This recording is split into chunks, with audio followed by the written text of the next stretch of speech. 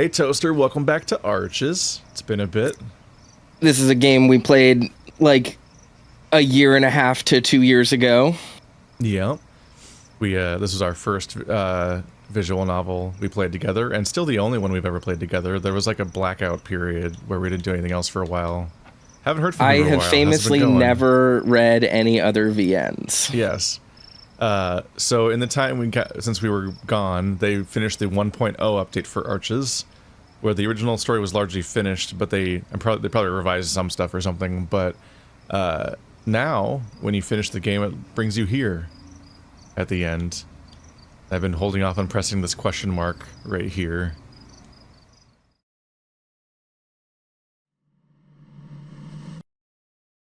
Uh-huh. Hello.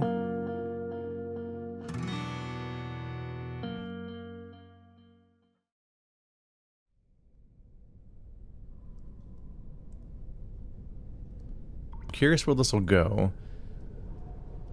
Because I started hitting some level of multiverse or different like outcomes and experiences last time around, where we essentially experienced Cameron dying, and then snapped into a reality where instead Cameron redirected the shotgun blast, and they go on to like live together after the death of Brian, but then they're dealing with the permanent damage and trauma that came from the game experience.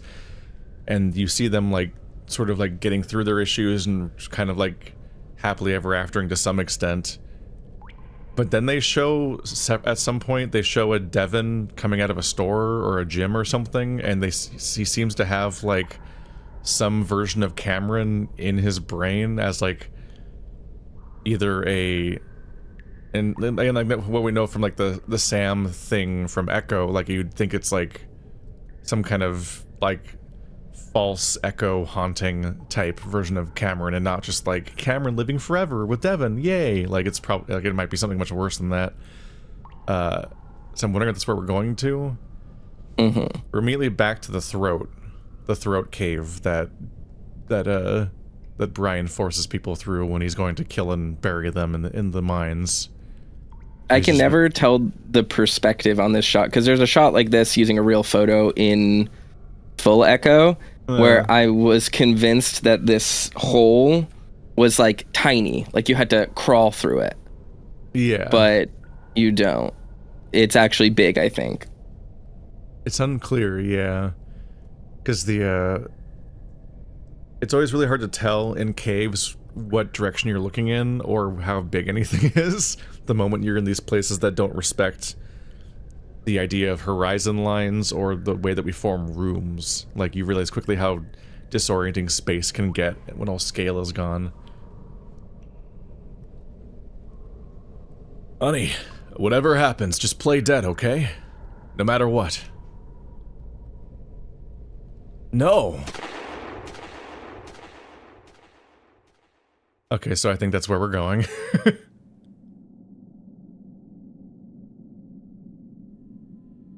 He's fine.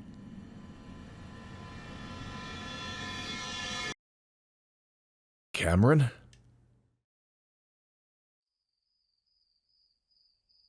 March 2024. Echoes aren't hard to find. They're everywhere. But some are worse than others, and Cameron knows which ones need taken care of the most. Devin. A flash of light, one I've gotten used to seeing, explodes behind my eyelids, along with an explosion of pain in my face and head. Devin, shit. A dull, blunt thud resonates through my stomach, and a familiar ache seems to hollow it out completely, sending all the breath I have held inside blasting out in a wheezing groan. Then the familiar thump of bone on pavement as my legs seems to turn to jelly, and I go down to my knees, head bowed, gasping for breath. Next time you're dead, you fucking creep. Watch out! God, this music is overbearingly loud. Yeah, I need to adjust it on my end a little bit. I'm quickly like, I did not reduce the volume of the game before the session, and I'm like, I'm not going to be able to hear Toaster the moment he actually says anything. It started off fine, it just like ramped up very loud. That's not an issue with the game, it's just streamer problems. Yeah. Every visual novel on Ren'Py starts at an extremely loud volume. Yeah. One of my paws, folded under my stomach as I grip at my gut, reaches for the grip of my pistol strapped to my waist. I look up and see a scruffy-looking raccoon, the mask of his facial fur barely visible in the soft yellow glow of the streetlights. He's got his foot drawn back, and looks about ready to kick me again while I'm down. But his buddy, a squat, muscular rat, probably the guy who hit me last, holds him back. Who's speaking? I think it's the rat. Okay. I hear sirens, man. Let's go! It's Toaster and Javier. Apparently. My first thought was actually, is it Kudzu? Like, does Kudzu have an echo? But I don't think he would, because his boyfriend that got murdered was like nowhere near any of this. Yeah. The raccoon looks back down at me, almost like he thinks I'm the one that called the cops. But he moves, spitting on me as he goes. I lower my head even more as I hear them scurry off towards an area behind the warehouse they'd been beating me up against. Now I'm left alone in the patchily lit parking lot and already faint sirens fading away into silence. The already faint sirens, they're not even coming here. Well, I'm physically alone. Are you okay, Devin? Cameron's voice comes through again, and I can tell he's trying to hold back from sounding panicked. I'm fine, babe. Don't worry. Just need a minute. I send him reassuring thoughts, even while my face comes to rest on the rough gravel and asphalt of the lot, feeling myself drool into it. Cameron goes quiet after that, realizing there's not much he can do except to wait. A few minutes later, I grunt and make my way to my feet, before looking back one last time. The men had already left in their car, the sounds of the roaring engine fading to the night. The warehouse, though, sits still and silent, gently illuminated by the surrounding streetlights. From one of the top windows I see it. Probably standing on the grated metal flooring, I see it watching me with its red, glowing eyes. Is it the rain jacket man? Maybe. The scruffy raccoon's punch got me good, right over the left eye. I can already feel it starting to swell closed, and I head for the medicine cabinet. I swallow down 4 ibuprofen and a Tylenol for the throbbing ache that's already established itself firmly in my brain. You're gonna want to eat something with that, Dev. Cameron's feelings of gentle reproach are barely contained under the veil that he's trying to hide them under, but he finally blurts out his concern. He's right, though. And even though the hollow ache in my gut makes me not want to even think about food right now, I grab a piece of bread and force it down in a few bites. I can't remember if the font was like this for the entire base game, or if it was like the font they used for like the side flash or whatever that they're now committing to. I don't think when we played this font was in the game. I think this is completely new. Veil. Another term we've come up with to describe something we don't understand. In this case, it's just the sense of feeling we both get when hiding thoughts or feelings from the other. This has a surprising, like almost like a little bit of that, like the Dr. Sleep vibe, where the protagonist lives through the fucked up thing that happened in the first story, and now they're a little bit of a superhero. Like they have a weird power now that they're now like they're working with, and we're speaking in less horrific and more like concrete terms. It's like a mental shield, always up and rigid, but ready to come down if you let it. It sounds bad, When someone's living in your head 24/7, you need some privacy, and so we automatically hide behind our veils most of the time. It's not like I'd prefer silence, though. Cameron's thought voice is quiet and gentle, but especially now that he's trying not to upset me, which he shouldn't have to be doing.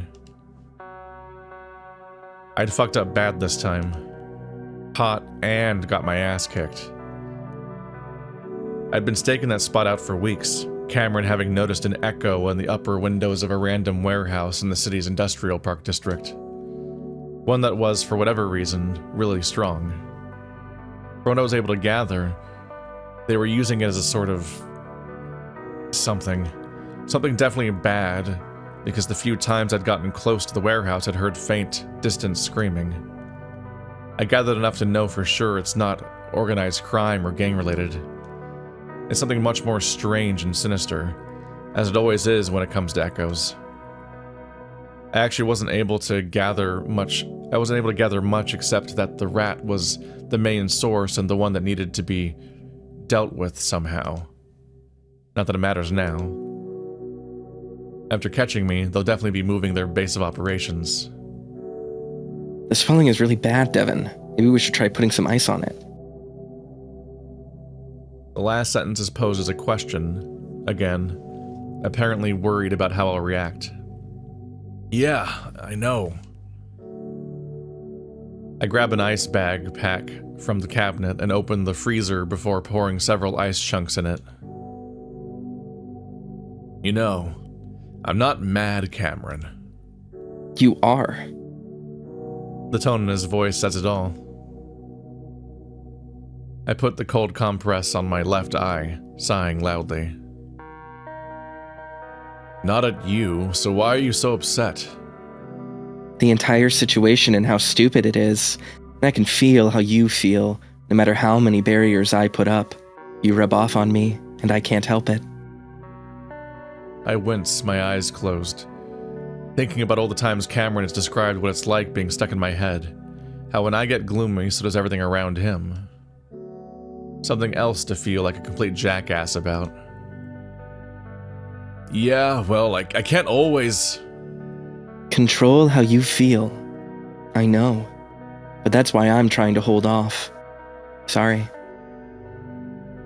So it's an inversion, essentially, of their previous dynamic, where Cameron was the person that had the personality disorder and was struggling to control how he behaves and thinks and how it affects the people around him. Well, I think this takes place in that second, in the flash sideways or whatever, right? Where Cameron has died, but is like lingering inside Devin. And I guess that connection is probably, they're operating, like you said, it's kind of like a Dr. Sleep type scenario where, I can't remember his name, but Danny Torrance in Dr. Sleep. I'm going to spoil like the first 5 minutes of Dr. Sleep, but Danny Torrance still has a connection to Scatman Crothers' character, even though he's dead from The Shining.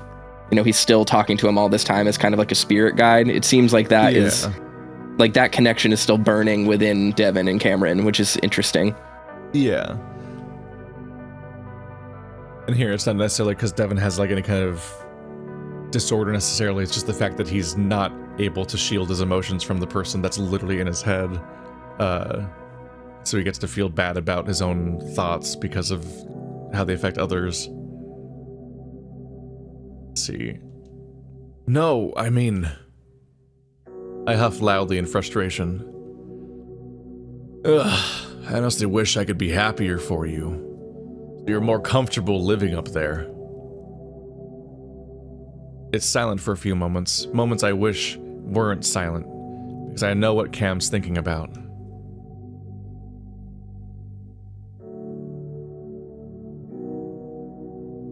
It could be, if you'd just give up on this, whatever the hell this is. I feel a flash of annoyance, and this time it is directed at Cameron. This is helping other people not to have to go through what we went through, Cameron.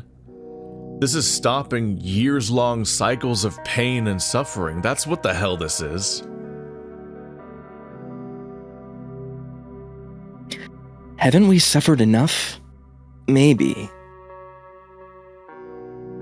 Who else is in this position that can do what you can do?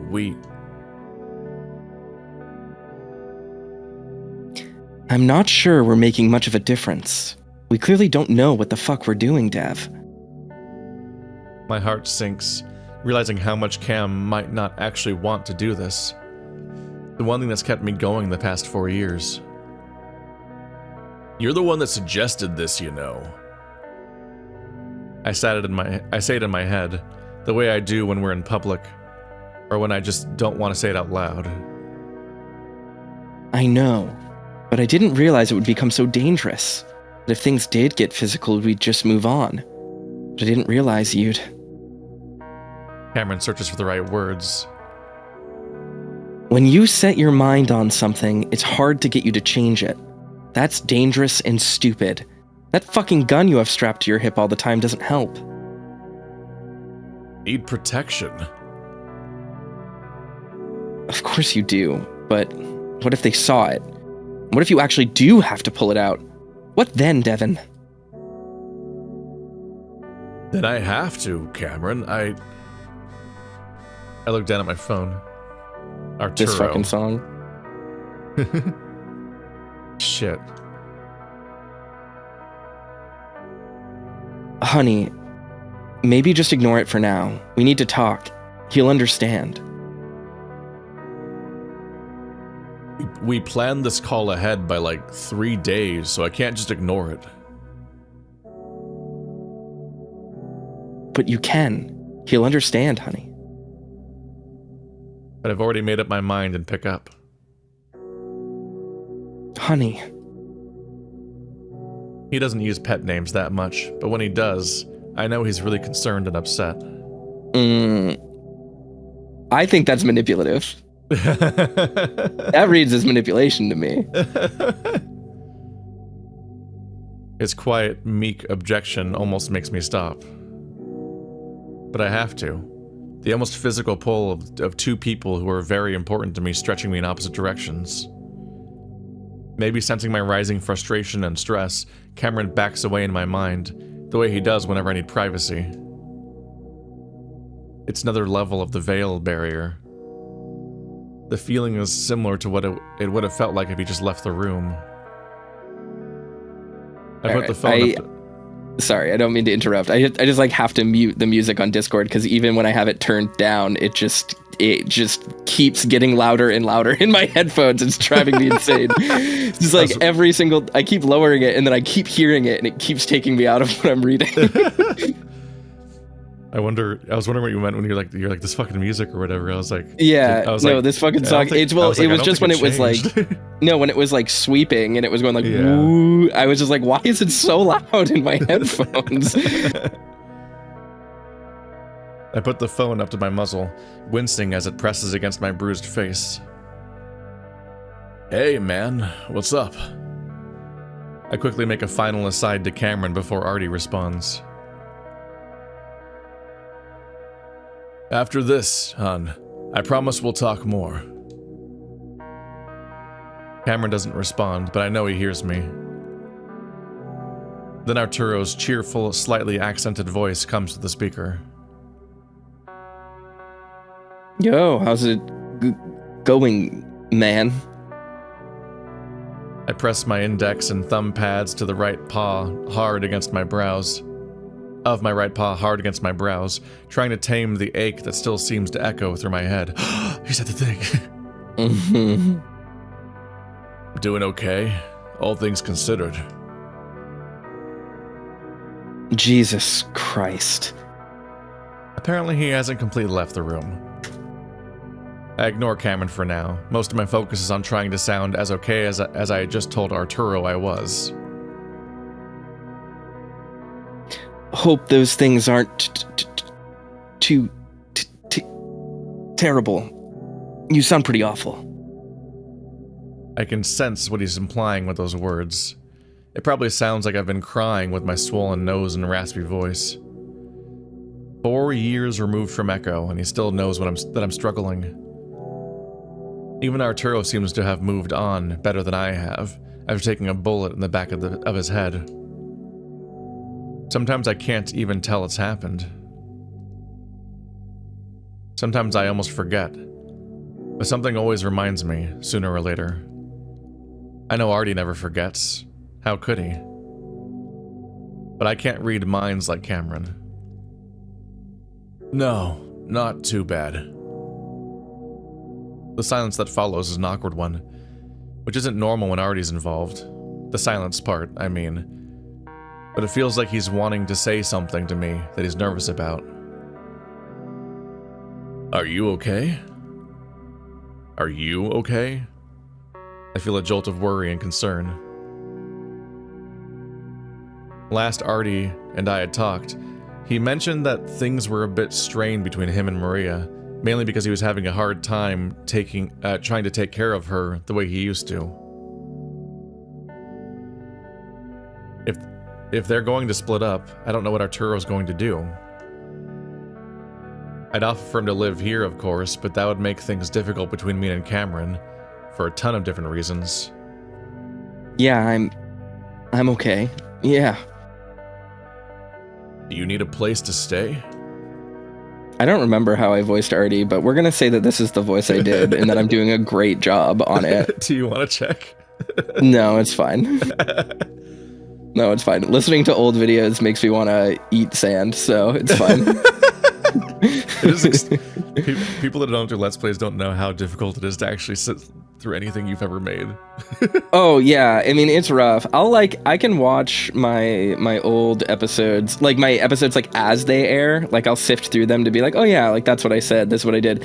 But like going back to content that I made like a year and a half ago when I was like on a different setup, like my audio wasn't like perfect, like et cetera, drives me genuinely fucking insane. I can't handle it. It like is a mental block. I listened to my audio when before DaVinci added YouTube's audio normalization to their output, and I like lose my mind. I'm like, this sounds terrible. I can't believe anyone would ever watch this. It's just drives me absolutely up a wall. So yeah, no, I don't think I've rewatched the Arches playthrough at all.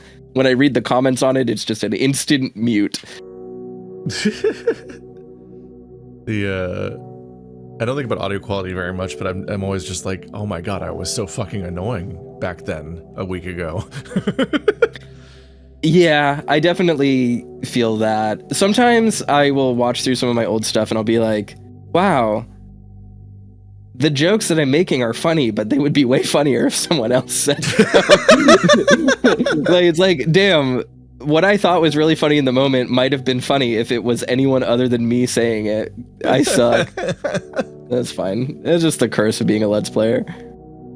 Arturo laughs, and the release of tension makes me feel a bit better. See, that was a well-timed sidebar. We relieved the tension of the horrible Cameron's head explode sequence. Just like how the bullet relieved the tension. Exactly, right. Think about how good a lobotomy would feel. No, me and Maria are doing all right now. It was just a few weeks ago that things got a bit hard since we were both going through our own shit at the same time. Yeah, that sounds miserable. You just need someone to talk to right now? Yeah, that, but it's about me. I furrow my brows at that, wondering how Cameron would know that with Arturo being so far away. Maybe a vision or something? Or just, like, reading people? He's right, though, as he usually is. I've had something. His stuttering becomes more pronounced, which happens when he's flustered or emotional. I stand more upright, muffling the grunt that comes from my mouth as my sore stomach muscles tense up.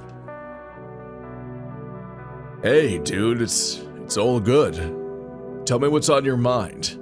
No matter what it is, okay? That seems to calm him down a bit, and he takes a deep breath. How are you doing with being alone? I let out a hollow, fake laugh that falls flat. Ha ha ha ha ha ha ha. Ha ha ha. Yeah. The fuckery of the double meaning of like knowing all. It's both funny because he's trying to head off what Arturo's saying and help out there, but also he just isn't alone. It's just literally a lie, but he can't talk about that. I take a deep, full breath, again wincing at the dull ache in the center of my body. This is a nice fucking kitchen. Sorry. I had a moment of registering that there's a fucking, like, an arcing against the back wall stove light. Uh-huh. It's just like, I'm thinking about, I'm trying to move right now, chat. So I'm just like, thinking, I'm like, motherfucker, give me this. I laughed because I know you've been looking at like houses and apartments and stuff, and it's such an apartment brain thing, like or like, you know, just like a house brain thing to be like, man, this place has an oven hood. It's just like, oh shit. It's just very funny. It has an actually good light, which is like, you never see that. It is true. It's very funny. I take a deep, full breath, again wincing at the dull ache in the center of my body. I'm managing. You, ever thought of seeing people? If Cameron's listening in, he doesn't say anything. No, not yet. It's quiet for a while. And just as I'm about to talk about how work's got me too busy to date right now, I hear something that makes me freeze. You are not too busy to date. Not if you're ghost hunting. Sorry. What a funny reaction to that. You're not too busy to date. You've been ghost hunting. I just so distinctly knowing the fact that like, what a hobby to have, right? It's not just knowing it's a normal excuse, but knowing that it's like we literally know what he's doing instead, like, so we know how much time he has.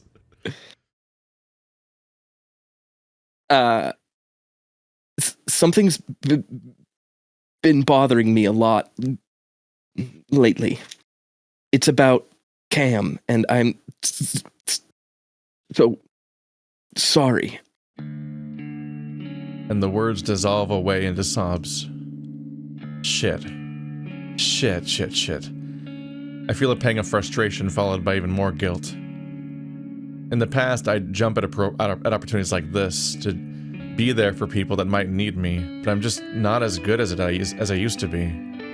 Cameron, Arturo, my parents, my work colleagues, they can all tell. In fact, my mom was the last person to encourage me to start going out again, even saying the gay scene is better out in Fort Allen.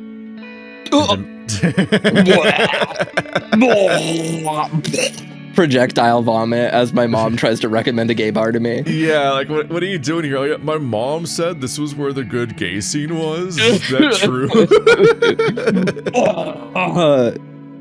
No, thank you. That happens in the first 5 minutes of your date. Toaster, how's it going?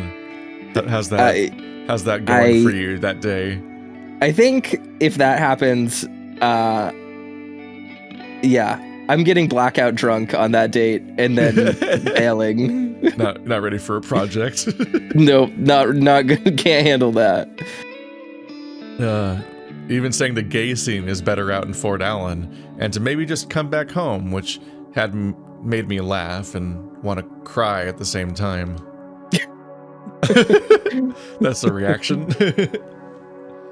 I feel Cameron's presence return, though briefly. You're doing good, Devin. You know that. I press the speaker closer to my ear. Hey, dude. Dude, what's wrong? Through hitching sobs and stutters, Arturo talks about the last time he heard Cameron's voice, about how he heard him begging Brian not to do whatever it was he was doing. Sometimes I wonder if I had done something, he might have been able to get away or something. I was slow because of the gunshot wound. So maybe he could have... I don't know. I'm sorry. That's tragic. Yeah, it's brutal. It's the survivor's guilt, but also it's like, we know for a fact with our omniscient viewer brain that like Arturo pushed through impossible barriers and literally also had to be dragged across the country by a miracle and a nightmare man. Just to even have the chance at reporting what was happening and give them a chance. When with how he was going, there's no universe where he like walks into Brian's cabin and helps in any way.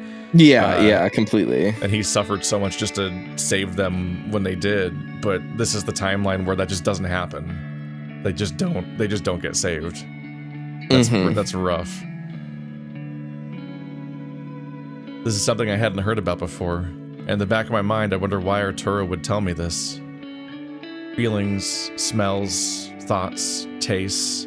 Everything from Echo comes back, reminding me of being trapped in that van while it was all happening. While Artie and Cam were being hurt in ways that could never be fixed or undone. I feel my heart rate rise, and my breaths become heavier as adrenaline starts coursing through my body. Cameron, still there for me, even though he made a point of leaving earlier, senses my confused mix of anger, grief, and guilt for feeling this way when Arturo is trying to open up to me.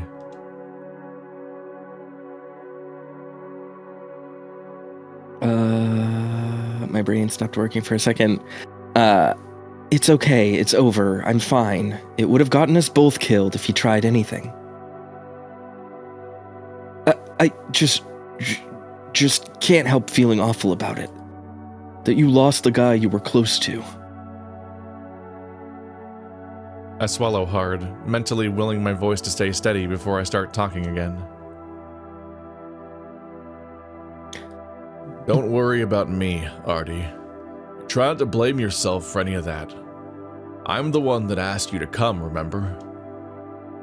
This shouldn't have ever happened in the first place. And I'm sorry. Artie laughed softly through his tears. That's word for word what I expected you to say. It's just, you seem distant lately. Like the past year. We used to talk all the time. As Artie goes on about how I used to be, I feel a surprising urge to just tell him about what's happening. About how Cameron is still with me and... No. The thought is strong, unwavering, and overwhelms my own mind to the point that I lose my train of thought. It's happened before, but not like this. It makes me wonder how strong his own thoughts actually are, if maybe he could completely take over if he wanted. Either way, I can't tell Artie after a message as powerful as that, so I settle for something more vague. Listen, man. All I can say is that something is going on, but I'm not ready to talk about it just yet. But I promise I'll tell you someday, alright? I'm surprised by how relieved Artie sounds to hear that.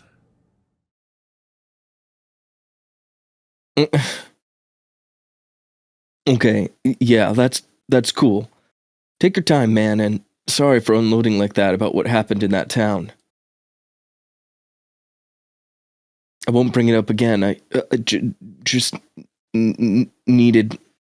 I don't know. I get it. And if you need to talk again, I'm here for you.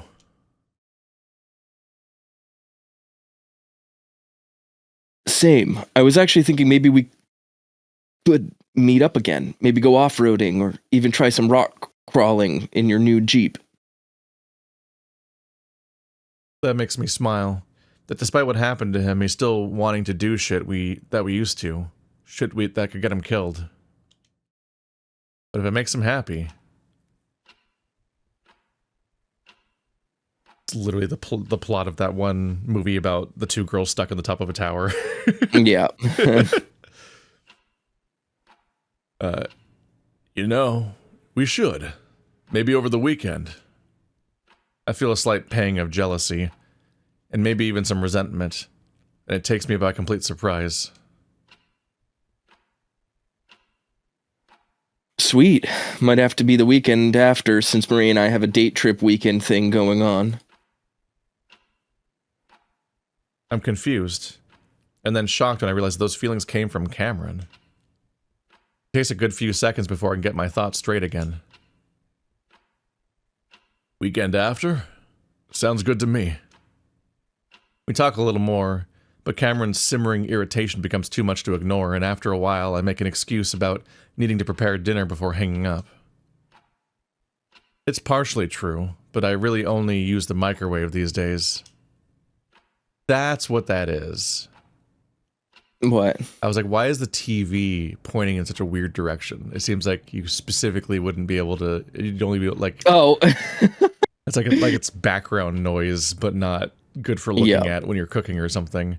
Like, oh, it's the microwave on a weird shelf above and by the kitchen. Oh, you can go behind that counter by the sink. It's an island, not a curled up counter. Mm-hmm. I can at least be happy knowing that Arturo is sounding way better than when we first started talking. I'm just so used to microwaves being above ovens that when the space was empty there, I thought that he just didn't have one. Yeah. Cameron stays silent, and I actually do start making my food. An unappetizing plastic bowl of lightly seasoned frozen vegetables. Ugh. Microwaved vegetables with pepper on them. Yeah. I'm still...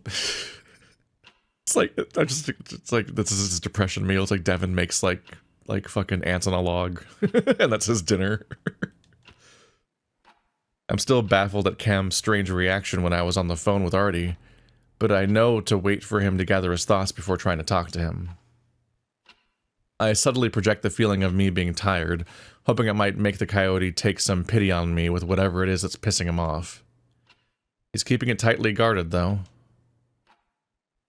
As I open the packaging on the bowl, I think I hear something in the house, and my ears perk up for the sound. Any sound, any movement. No one's here, Devin. Just being a little cautious is all. Nothing wrong with that. Not usually, but paranoia can drive anyone insane. Is he wearing pants? Okay. I poke some holes in the plastic wrap to vent the bowl before throwing it in the microwave and starting it. I don't have much of an appetite. My gut's still feeling queasy after getting beaten up. I gently feel around my face with a paw, finding where the swelling is most painful around my left eye. Gingerly, I apply the compress to it, a little surprised by how much it had swelled up between the fight and getting here.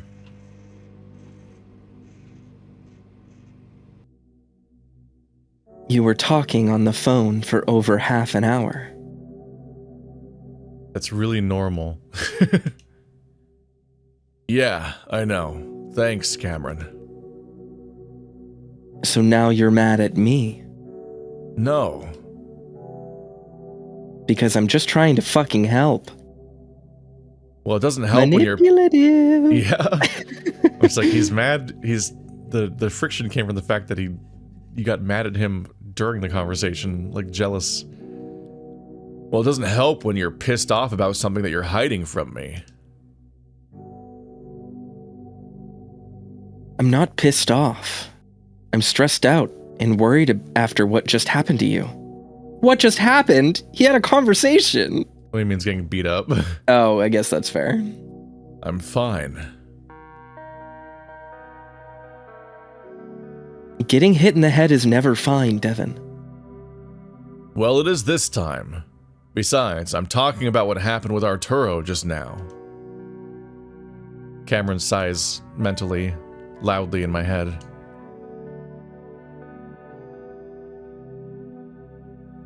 What? That I didn't want you to talk to him so you could start treating your injuries? Oh my god, this is so controlling, manipulative, this is bad. Cameron in the head is rough. I'm starting to realize that he's not even going to tell me what the problem is. No, about you getting mad after I considered telling Artie about our situation. Of course I got mad. I wince as Cameron's thought echoes in my head, making my headache throb even more. His next thoughts are less thunderous, under control, but still angry. Devin, I don't want people thinking you're crazy, and I especially don't want anyone knowing about what you do. You could get yourself arrested, or killed. But Artie's a bro. I wonder if he's mainly implying that I could get us both arrested or killed, which is of course worse. But I don't let myself get distracted. Something's not right. Artie believes in this stuff. I mean, not this situation exactly, but he's really spiritual and believes in psychics and mediums. This is very different. Is it though? It's not that big of a leap. Besides, what if you used your clairvoyance to show Artie that at least some of what I'm saying is true? That could be a good starting point. Devin, bringing Artie into this is only going to make things way more complicated than they already are. We can trust Artie. With that mouth of his? Oh my god. That mouth of his being the stuff that Artie says that no one believes. Yep. I bristle a bit as Cameron points out Artie's uncanny knack for saying the wrong thing at the wrong time. Whoops, I accidentally let it slip that my friend's a psychic that's doing superhero missions for his dead boyfriend. A line that people will take seriously and not be like, you know, my friend's on the dark web. He doesn't fuck around with serious shit like this.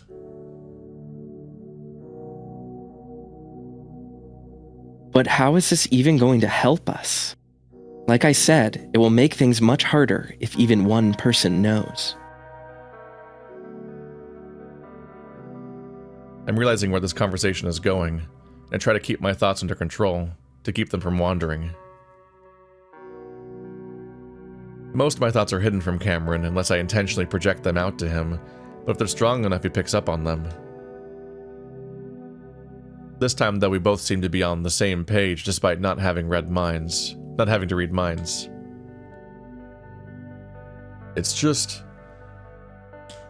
It's lonely, alright?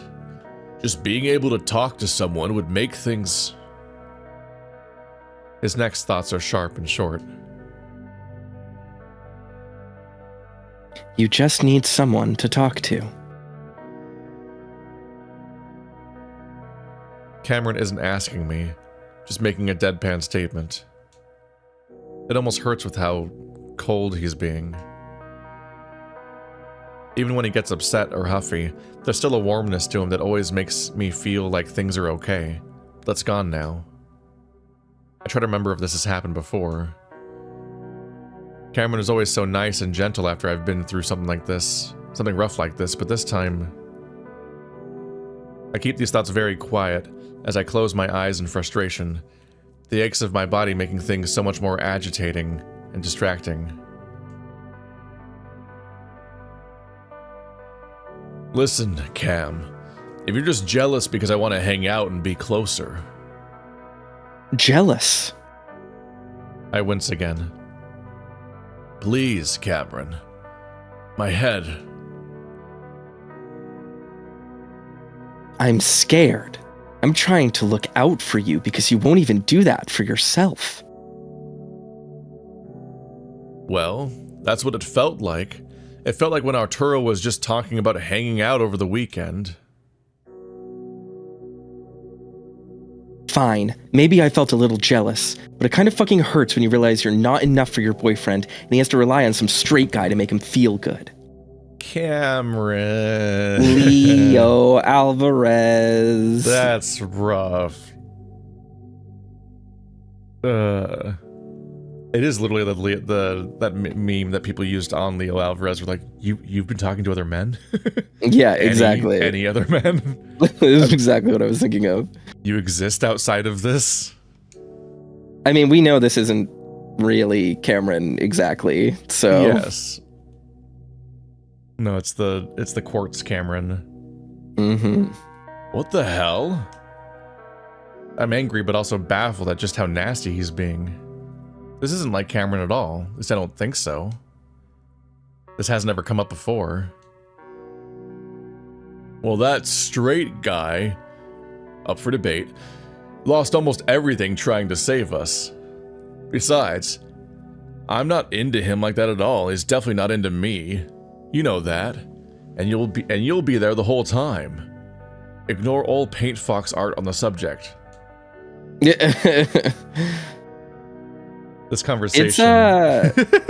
I just feel like Echo Universe, Echo Project, and like abusive, controlling boyfriends is like just. It's like a match made in heaven. Like, name a more iconic pair. You just can't. I actually legitimately have seen so much buy art from Paintfox that I just genuinely forgot Arturo's actually completely straight. Just overrode my mental thing. I was like, in my brain, I'm like, Arturo's bi, but he's already in a relationship with a woman, and so he's just off the market for this game's purposes, and just completely forgot he's just supposed to actually be straight. This conversation, what we're arguing about, it's also surreal. Since when did Cameron say stuff like this, or even feel this way? Was this always the case? You're oversimplifying things, making me sound like a crazy obsessive boyfriend just so you can justify doing things that are stupid and dangerous. Is it really that stupid and dangerous, considering everything else I'm doing? I just need some fucking peace and quiet tonight, please. I think that last part clear and loud in my mind, and I immediately regret it. Fine, I'll give you space and you can do whatever you want. Bye, Devin. Oh, come on, Cam. I'm really tired and... The silence is immediately eerie. He must have gone into the place he usually goes when he's angry, but right now I can't feel anything from him. I wait in silence for a while, then sigh in a way that makes it sound like I'm irritated, but it's mostly covering up the slowly simmering anxiety. I wonder how long it'll be before he decides to come back. No matter how much I try to pretend, though, I can't shake the feeling of deep emptiness. This is something I haven't felt in years. Not since going into those mines back in Echo almost exactly 4 years ago now. I'm alone. You're alone. Wait. Cameron? Cameron, you there?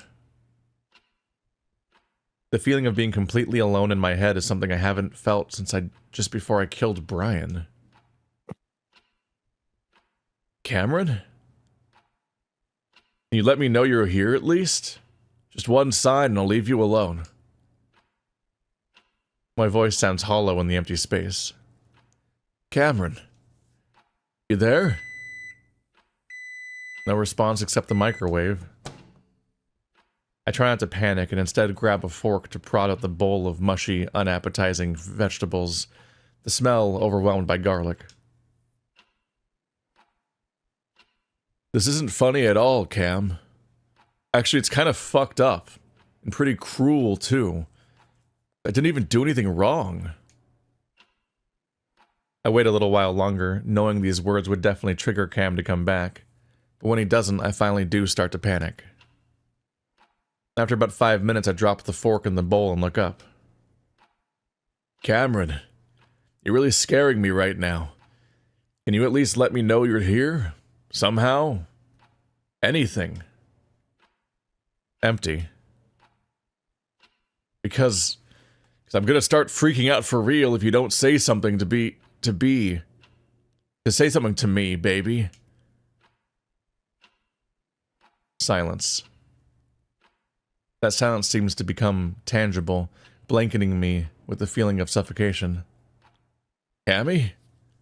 Baby, please?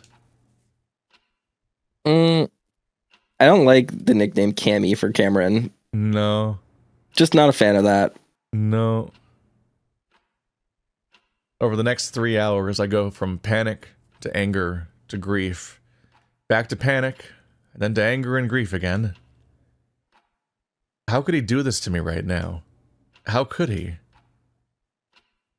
Well, if he doesn't want to be around me, then I'm going to do the stuff he doesn't like me doing.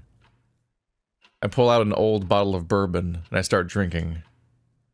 If Cameron saw me doing this on a mostly empty stomach, and after getting hit hard in the head, he would step in, no question. But he doesn't. After waiting for almost an hour, I head to bed, drunker than I've been probably since back in college. I curl into a ball, hugging Cameron's pillow tightly, silently begging him to come back. It's then that I start to process the idea that he could actually be gone. Cameron never said he could just leave. He's never done it before. Maybe he doesn't even know how to come back. Silent begging isn't enough, and I mumble my coyote's name into the pillow over and over, hoping that if he's here, he'll see how pathetic I look and come back. But he doesn't. Maybe somehow this isn't real. Because none of this feels real. Maybe this feeling of disbelief and devastation that's been with me since Echo has all been a dream, and I'll wake up in 2020, back with Cameron in bed next to me. I'm lucky I'm so drunk, because I don't know how I deal with this sober. For now, I just cry myself to sleep.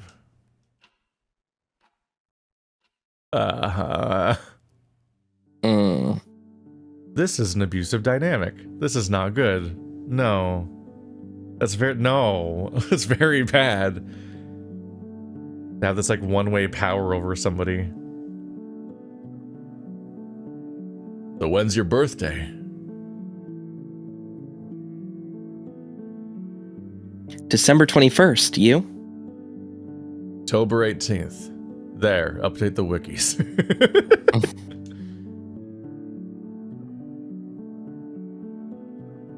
So I guess we don't have to worry about birthdays anytime soon.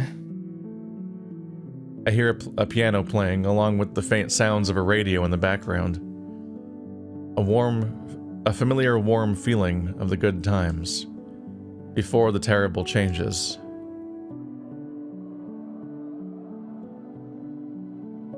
Back in Pueblo. I'm standing at the doorway of one of the music classrooms. The one that Cameron likes to go to in the early evening so that he can play on the grand piano. It's interesting, being in his world. I haven't spent much time outside the engineering building since finishing my general studies, but being here, looking around at all the instruments, I appreciate it all the more compared to the last time I was in this building, when I took Intro to Music Theory a few years ago. These are the good times, but I won't know it. Not until Echo. See, piano is way easier for me. I thought you sounded just fine on a guitar.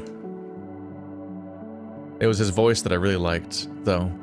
Rough and smoky, but delivered with a smoothness that reminds me of old black and white movies. 2 weeks in and I'm already cautiously hoping this relationship will turn into something more. Cautious because Jesus is still fresh in my mind. Jesus? Jesus, yeah. Yeah. I don't remember if we knew who this was already. Jesus was Devin's ex-boyfriend, I think, if I remember correctly. Cautious because Jesus is still fresh in my mind. The relationship had only lasted a few months, but I wasn't ready for the rejection that I didn't even see coming. It worries me a little that this canine might do the same thing. But for now, he's smiling as he continues to play. I can see the red tingling, the red tinging the skin inside his ears, making me think he's probably feeling the same way I did when I was showing him the advanced math and physics class I was taking. But I am impressed. The coyote's innate ability to seemingly pull beautiful and catchy melodies together seems just as impossible as Cameron said my coursework looked. Where do you even start? Huh? Cameron looks up from playing. Like, just the music in general. How do you just come up with it on the fly like that? Oh, well. Cameron scoots over as an invitation for me to sit down, and I do.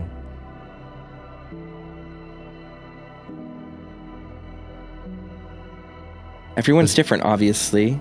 But I guess once you really learn how music works and combine that with the music you listen to, you can just sort of... Is that a... No. Maybe? I thought he had like a cuff earring, but I'm like, or whatever it's called, the long ones. But I'm like, it doesn't seem to go past the end of his ear though. I mean, it would... Is it a metronome that clips onto your ear? No, I think that's it might be a cuff earring, but it might just be on the front of his earlobe. Oh, like you're right. The ear curls around to that side. Yeah. Yeah, exactly. His furry ears are weird. Honestly, more fun to put piercings on, hypothetically, because of the weird, how much ear there is. Again, his fingers play effortlessly across the keys. Something tells me my limited music library wouldn't give me the experience I would need to be able to do this. Cameron had already teased me a little about listening to dad rock. He quickly showed me that he also listened to some dad rock too, but he listens to everything, from rock to pop to jazz to classical, you know, white people music. He enjoys it all. Fun thing about dad rock that I learned yesterday is that the theme song for Shadow the Hedgehog in Sonic Heroes is done by Julian K, which is a band that's formed from 2 ex-members of the band Orgy, which is an industrial goth band. Fun fact.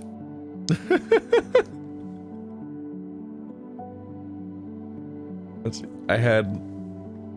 It had left me feeling flushed and embarrassed, even though there wasn't a good reason to feel that way. Now that I think about it, I realize that I've embarrassed myself in front of Cameron quite a few times now, and I'm not sure if that's a good sign or not. Like, maybe I'm just paying more attention to what I say and do in front of him. Already walking in on us was fucking mortifying. Oops, that's not what I said. Already walking in on us fucking was mortifying. Very important placement of the word.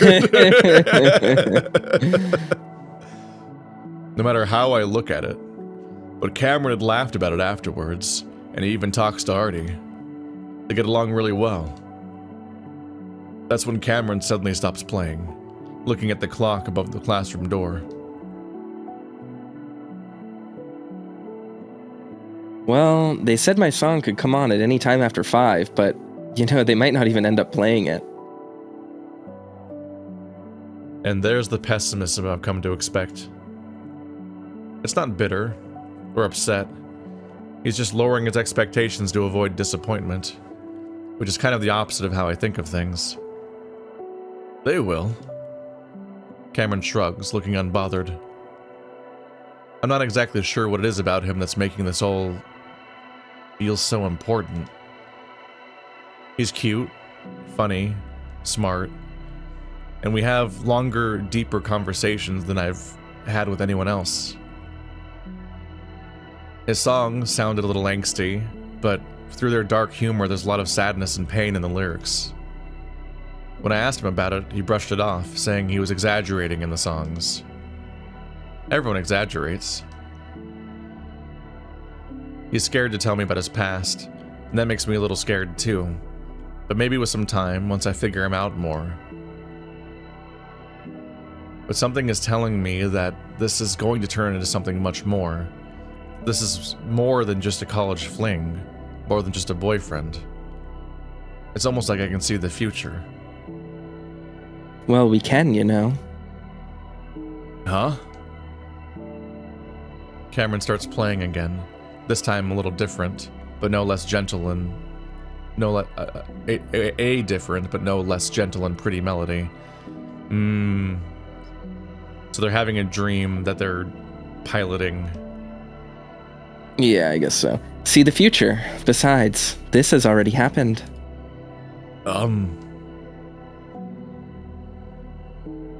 Oops, sorry. Hit my microphone.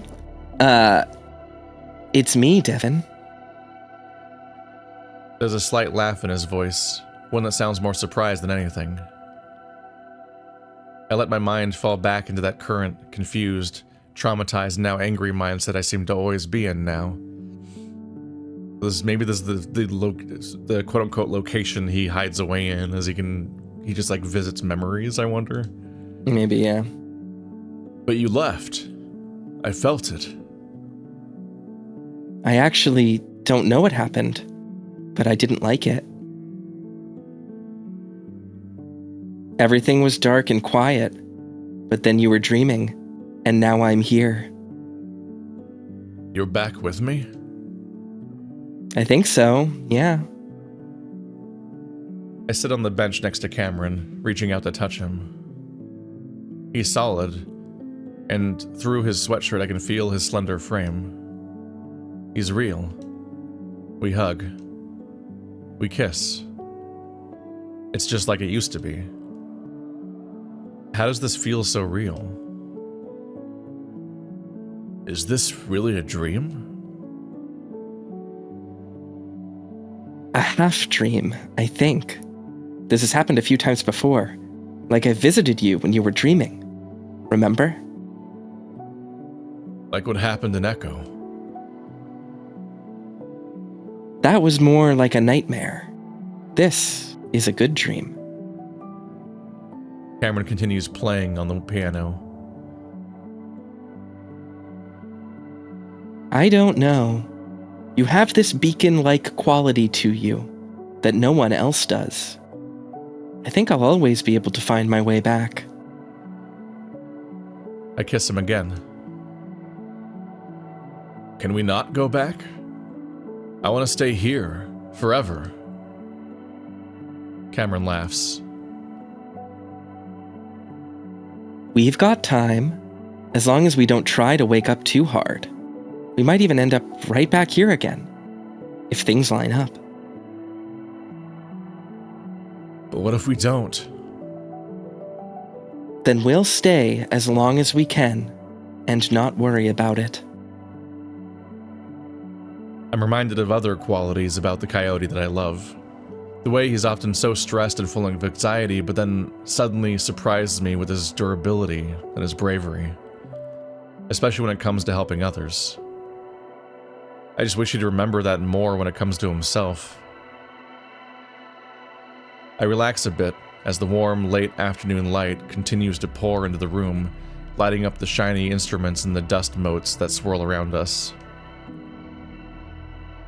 I can see the campus grounds are empty and not bustling with the usual combination of after-class hangouts and studying. Next up, we have a new song from our very own Cameron Wilson, a junior here at Pueblo. The voice is faint, almost covered up by static. Called When We Had Everything. Cameron smiles at me, and I smile back. What does that mean? That's interesting. Yeah. Huh. I can remember this exact moment. The way Cameron had almost yelped in surprise and excitement at hearing his name and song come up. Instead of even listening to the song, we just made out. Man, we sure were horny back then. Back then? But Cameron doesn't say it. Or his mouth doesn't move at least, and his voice is different. Maybe a little deeper. Mainly though, it comes from behind me.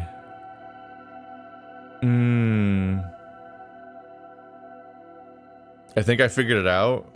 Mm-hmm. The piano Cameron's a tulpa. Yeah, probably. It's like, it's not it's not like the samulation or whatever the fuck the fandom calls it. That's like an entity that exists with agency, but that you don't control. It's like these physical manifestations of the version of the person that you want, essentially. So it's like this Cameron's acting perfect, essentially, right now, and it's like, but it's like this. It's easy to then see that as another Cameron and judge that as being like, is that what you wanted from me? And like that's like an upsettingly unfair thing for any of these situations to do to somebody. Mainly though, it comes from behind me. The Cameron I'm looking at reacts at the same time, spinning to look back, and I do the same. In the split second that I see it, I know what I'm looking at. Cameron had told me about it. How it's been following us around since Echo. How it's sort of an echo itself, one that manifested after Brian murdered him. We don't know what it wants, but it hurts my Cameron. Reminds him of the pain he went through. And as I look at this fake Cameron, I feel that old anger. Interesting. Or not, actually. I started thinking about the lore of this stuff because I've just been a while, but I'm like, I don't know if the Tulpa and the Quartz evil creatures are even different from each other or the same thing, actually. Like if Sam and fake Chase were the same thing, essentially. I don't know if they're the same thing, but I think they're like manifestations of like the same phenomenon, if that makes sense. Because when I saw this Cameron show up, I thought, oh, the Cameron that stormed off came back to see that Devin has manifested a different Cameron to replace him, essentially. But no, I think this is the Cameron that stormed off, is the piano Cameron, and the Cameron we're seeing is the Cameron that survived. Yes, I think that is true, and I think that he sees these worlds in the main story. So I think that is actually true, and I think that it's the Tulpa Cameron or the Echo Cameron that is saying like, no, he's the bad one. Yeah. 3 Spider-Man meme. You know what I mean? Like, it's funny trying to be misleading. In a way, he is the fake Cameron because he's not from this world, but he is a real Cameron, unlike the one that Devin actually has. Is in Devin's head, exactly. It's a very sad version of the world. Yep. We don't know what it wants, but it hurts my Cameron, reminds him of the pain he went through. And as I look at this fake Cameron, I feel that old anger. The same strange, cold fury that had blossomed in my chest after seeing what Brian had done. How it overrode the shock and incoming brief just long enough for me to finish the old bear. I feel my teeth draw back in a feral snarl, warning this Echo back, and it reacts by looking at me with fear and sadness. For some reason, that only makes me angrier. I take in everything that makes this coyote so different from the one I know so well. There's a glazed look in its eyes, like it just woke up. And its build is all wrong, thicker and pudgier than Cameron had ever been. Because his medication is making him put on weight. Yep. No, this is some warped, sick creation. It's not even alive, but I know it can still hurt us. No. That's extra fucked up because that means that our Cameron gets to visit a Devin that sees how he's changed and sees him as wrong. Yep. And it's like, and then he'll go home to his Devin and feel like that with that Devin because a Devin thought that. You're like, no, Jesus fucking Christ, Echo. Ugh. It's too late though. As I hear a strange gurgling hiss next to me, I look. Uh-huh. All right. It reminds him of what happened, so this version of Cameron then looks like what his skull was shaped like last time he saw his body. All right, yeah. Reminder this is a horror game. Yeah. Jesus Christ. When Brian shot Cameron in the face, half of it had been blown away, splattering the walls of the cave and filling it with a smell that will never forget. Even now it fills my nostrils, and I just sit there, shaking and staring at Cameron, seeing his wide, twitching eye, like he's alive. Like he's alive and I'm feeling it. But now I get to see him in agonizing detail without the blood and gore covering up the rest of him. Now I wonder if he was somehow alive and feeling the pain in the seconds after the shotgun blast, when I couldn't see any part of his face clearly. Stop! I yell at the echo, at the dream, at anything to make it stop. I reach out my right paw for Cameron's trembling shoulder, scared to touch him because I'm worried I'll make the pain worse.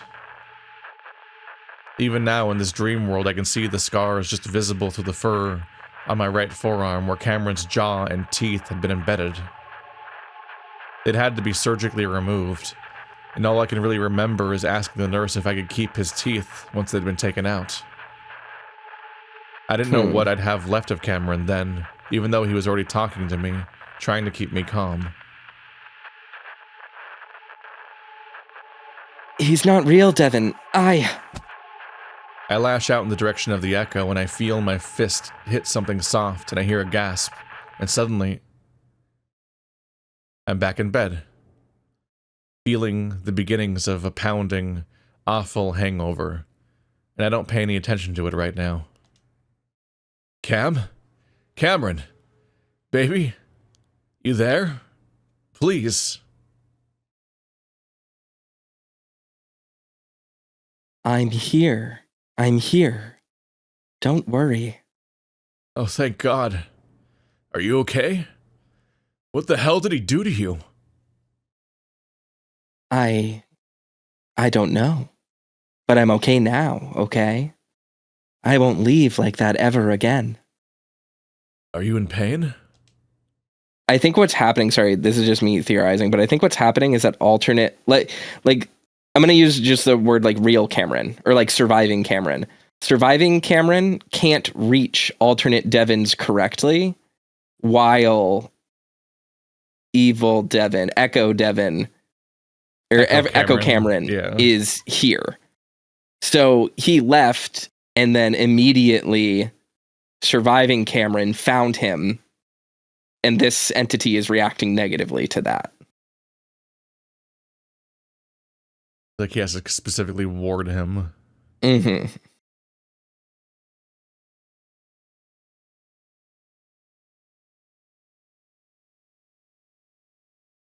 Not anymore. Actually, yeah, I am. What the hell? How much did you drink? I laugh out in relief. I laugh out of relief and happiness, but mostly relief. Just glad my coyote is back. Babe, I thought I fucking lost you. I'll be here as long as I can, Devin, and I'll help you find those echoes, if that's what you really want. Now get up and get hydrated, and try to eat something, please. Of course, honey. Of course. I get out of bed, the aches and pains from all the things that had happened to me over the past day forgotten. I chat with Cam as I make myself something a little heartier, drinking a bottle of water along the way. Cameron is back to his old self, and I realize that's all I want.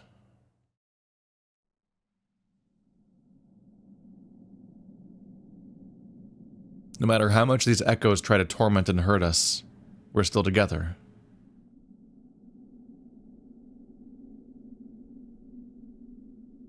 Echo couldn't change that then, and I sure as hell won't let it change that now.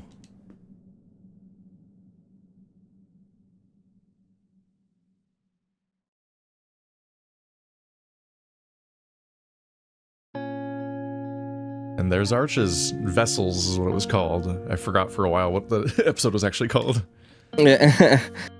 Well, that was interesting, setting up the Echo cinematic universe that I was mentioning last time, I think. Yeah, I don't even know if he's planning on doing more, or if that was just like a follow-up on the other Devin we saw just for the sake of it, because it's upsetting. I mean, I feel like they have to be planning more, but also it's a cash cow and this is how they make their money, so you know what I mean? Like, there's got to be something else cooking. He currently has 2 Ad Astra games he has to write in parallel because he dug that hole. Sure. Yeah, Howley is an intimidating writer. there's just a lot that's very effective with the character writing there, and the sort of like mythos that's building up, and just how the scenes develop. Like, it's just, I love the way you have like the growing questions over the course of the scene. You're learning what's happening while it's happening, and it's all paced in a very good way while being mixed with the art just right, where I'm like, this is just you can really see, like, every time a new thing comes out, how much the craft is honed. And I'm really curious about Kimia now, because that's a rewritten version of it that's starting over now, and is now like its second update in. So it's like there's new Hallie out there. I'm wondering how that's all looking these days. But that's the end of Arches. I have no idea. I haven't looked into any of it, but I hope that it's good for people who care about that. You know what I mean? Like, it's just like, it's cool. It's cool that people make stuff. That's how I feel about this stuff. It's nice that Arches is good. You know what I mean? Like, it's just a good thing that exists in the universe. And every now and then it's very fun to be in a room full of visual novel makers at cons sometimes, because you're just like, all these people are just working really hard to make a thing that does not profit them, really. Like, they're just working their ass off on this project that's just a bunch of pictures and text that is like a particular just like subgenre thing that a bunch of people like all agreed to just care a lot about and have this niche little fandom over this thing. And it's fun seeing it develop and intersect and how it affects other people. And then just more art is made. And I'm still distracted by the fact that there's 2 copies of the people on the cover of I think I noticed this back when we played the original game too, where I'm like, there's clearly a second Devin and Cameron over another Devin and Cameron in some way. I don't know why. I don't know if it's like an element of making them clickable, but they're like offset. Like, the ones we're looking at on top are vertically slightly higher than the background art version of them. But I don't even know if that's what's happening, or if it's meant to be like a chromatic aberration distortion. Yeah, it just looks like it might be intentional. Depth of field. Just the me that does thumbnails makes me think I accidentally pasted an asset twice. Yeah. And so that it just, from my brain doesn't react to it correctly, maybe. Yeah. Yeah, great work, everybody. And it's time for me to pick another game to play. See you guys later.